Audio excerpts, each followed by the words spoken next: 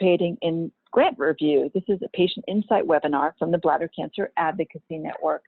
We'd like to thank the Patient-Centered Outcomes Research Institute for supporting this webinar. My name is Stephanie Chisholm, and I'm the Director of Education and Research at Beacon. Before we begin, we have a couple of poll questions that are going to appear on your screen. And I'd like you to just answer to the best of your ability. Give me one moment and let me launch the poll.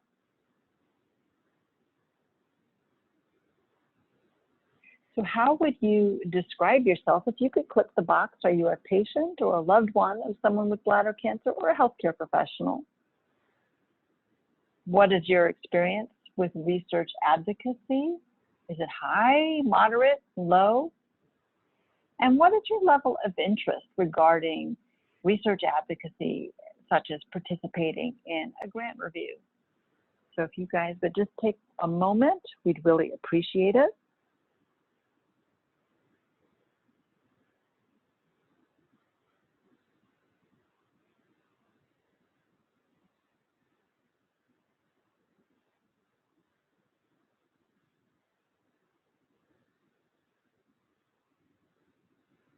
Okay, just share the results pretty quickly, but you'll see that most of you are patients with bladder cancer with moderate experience in research advocacy and a very high interest, which is exciting. We're very happy to have you here with us today. And let me go back and share my screen.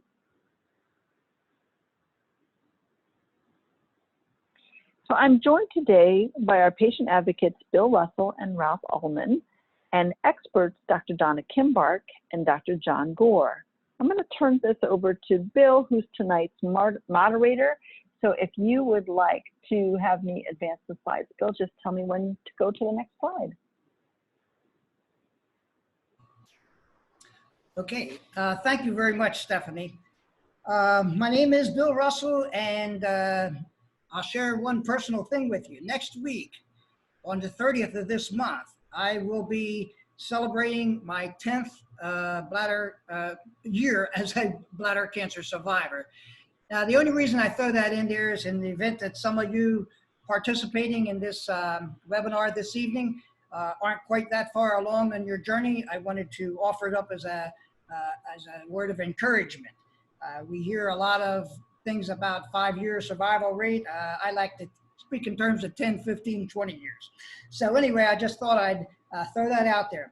I am so excited to be here tonight and certainly honored to be serving in a capacity as moderator for this event. Trust me, we're going to have a great evening as we have 3 very dedicated and accomplished speakers lined up. Now, this evening's webinar will be our 3rd and final webinar in our BCAM Participating in Research webinar series. Our first webinar was in February and was entitled Engaging in Clinical Design as a Patient. And that featured Bob Lipman as a patient advocate. That webinar dealt with the patient advocate's part in the clinical trial design process. Then we had our second webinar, which was in April, and was entitled Engaging with Pharma as a Patient. And that featured Nancy Lindsay and Karen Sachs, which both are patients and advocates. This webinar gave an overview of the relationship between, say, patient advocates and the pharmaceutical companies to make sure the patient's voice was being heard. Now, this evening's 3rd and final webinar in this series is entitled Patient Engagement and Grant Reviews. And our discussion hopefully will explain what takes place when patients participate in the grant review process. Now, I'm assuming that some of you out there are patients and or caregivers, or perhaps you've lost a loved one to this horrific disease. As a patient or an advocate, we each have our story. And that starts with, say, symptoms, goes to diagnosis, treatment options, ultimate lead to our actual treatment plans. It's somewhere during this time that our stories become real experiences. But while you're going through that process, we meet other people dealing with bladder cancer, whether it's, say, maybe on the Beacon online discussion forum. Over the years, I've met hundreds of people on there.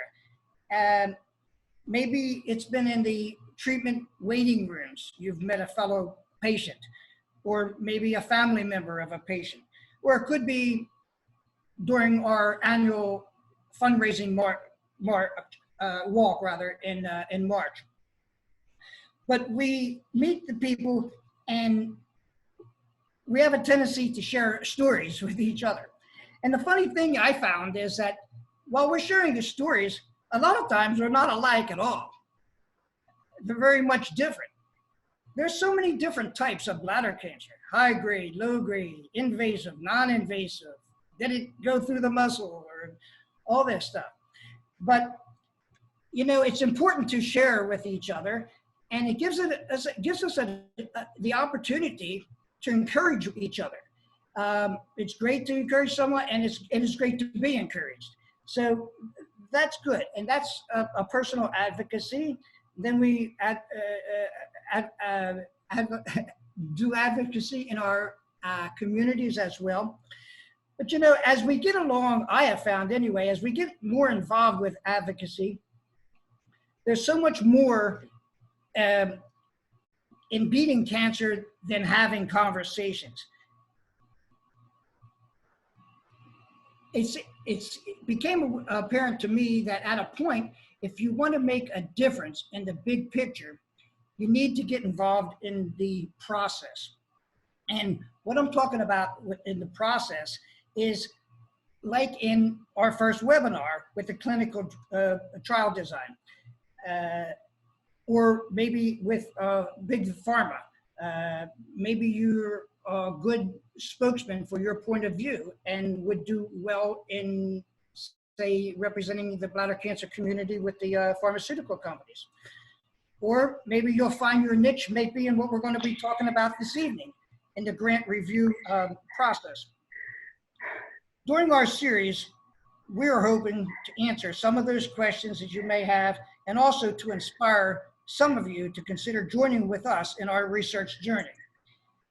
Now, many experts in the cancer research fields have found it's very important to hear from actual cancer patients or caregivers like you and I. And it can be very helpful to them in determining areas that needed to be targeted or researched. Now, although finding a cure would be our optimal goal, it's certainly not the only measure of progress. For example, the recent use of the new immunology drugs and protocols have actually changed the face of combating various cancers on many levels. As a result of these new immunology drugs and treatment protocols, some patients have actually won their battles. Thus, applaud is warranted for the research it took to bring those options to the table. Now, this evening's speakers are going to attempt to explain why your bladder cancer experience can be so important going forward, and also to give suggestions on how you can get involved in making a difference. Our first speaker